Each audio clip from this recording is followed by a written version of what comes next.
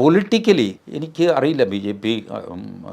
ഞാൻ ഡൽഹിയിൽ നിന്ന് ഫീഡ്ബാക്ക് ശരിക്കും പറഞ്ഞാൽ ആപ്പിൻ്റെ ഓഫീസിന് മുമ്പിൽ, കേജ്രിവാളിൻ്റെ വീട്ടിന് മുമ്പിൽ, അതിഷി മർലേനയുടെ വീട്ടിന് മുമ്പിലൊക്കെ വൻ പ്രതിഷേധ പ്രകടനങ്ങൾ നടത്തേണ്ടതാണ്, കോലം കത്തിക്കൽ നടത്തേണ്ടതാണ്. ഓൾ ഇന്ത്യ തലത്തിൽ ഒരു നരേറ്റീവ് റൺ ചെയ്യേണ്ടതാണ്. നേരെ തിരിച്ച് ഒന്ന് ആലോചിച്ച് നോക്കിയേ, മധ്യപ്രദേശ് മുഖ്യമന്ത്രി ആണ് ഇത് പറയുന്നത്. ഛത്തീസ്ഗഡിൽ നിന്ന് പടിഞ്ഞാറോട്ട് ഒഴുകുന്ന നദിയിൽ ഛത്തീസ്ഗഡുകാരൻ വിഷം കലർത്തിയെന്ന് മധ്യപ്രദേശ് മുഖ്യമന്ത്രി പറയുന്നു, മോഹൻ യാദവ് പറയും. ഇത് ഭീകരമായ വാർത്തയാകും, അന്താരാഷ്ട്ര തലത്തിൽ വാർത്തയാകും. BJPക്കെതിരെ ഉപയോഗിക്കാം ആ രീതിയിൽ. ബട്ട് തിരിച്ച് ഇതുപോലത്തെ ഒരു നരേറ്റീവ് കൊണ്ടുവരാൻ BJPക്കാർക്ക് സാധിക്കുന്നില്ല. അവർക്കത് ക്ലിക്ക് ചെയ്യുന്നില്ല.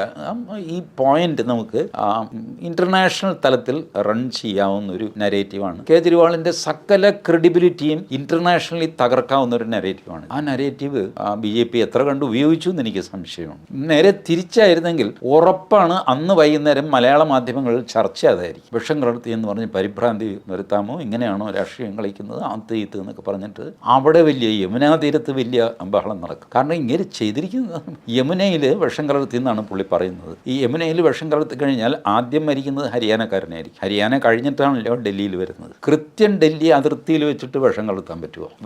എന്താ ഈ മനുഷ്യൻ പറയുന്നത്? മാത്രമല്ല പുള്ളി പറഞ്ഞു എഞ്ചിനീയർമാരത് പിടിച്ചു, അതുകൊണ്ട് ഡൽഹി രക്ഷപ്പെട്ടു. ഏത് എഞ്ചിനീയർ പിടിച്ചു? എങ്ങനെ പിടിച്ചു?